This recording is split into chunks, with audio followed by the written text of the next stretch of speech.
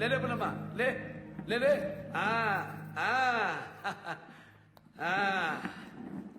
పట్రా పుల్లోడా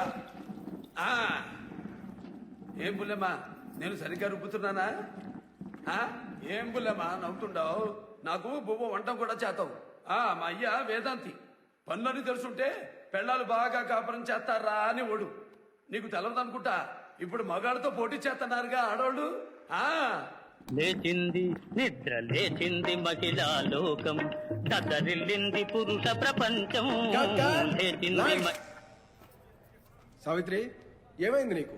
ఇంకో టేక్ చేద్దాం డైరెక్టర్ గారు. సావిత్రి రెండో టేక్ అడగడం మొదటిసారి చూస్తున్నానమ్మా. కాన్సన్ట్రేట్ చెయ్యమ్మా.